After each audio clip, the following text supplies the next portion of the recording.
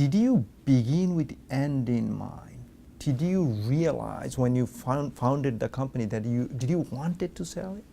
No, absolutely circumstance. I did not have a roadmap. I'd like to tell you, Russell, that I'm that detailed and planned, but as the meter tilts, I'm much more on the passionate side of the equation without a lot of the organizational structure, thought, and planning.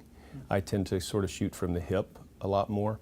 And so everything that happened as it relates to where the company progressed to, none of that was foreseen in the early days. It was a real simple equation. Tech was booming, or starting to boom. It was happening inside of corporations, but individuals were not yet embracing PCs. Now I'm going way back, I'm going like early 90s. So all of this was just beginning. And there was such a challenge for people to embrace technology when it was new because it was very intimidating. Particularly if you were over 30, it was exceptionally intimidating, right?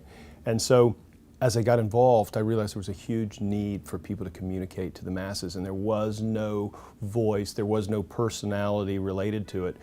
Kind of interesting sidebar, Bob Vila, which does This Old House, the TV show that's been on for 30 years on PBS, was sort of an early inspiration in that I met Bob early, and what he had done as sort of an icon in the home improvement business, he kind of took me under his wing very briefly to teach me a little bit about how the model worked. And so I picked up some real interesting insights that I was really able to extrapolate from home improvement to tech at a time when the business was really taking off. So I would say more good fortune, luck, blessing, however you want to define the circumstance, the positive things that impact our lives, not by our own doing.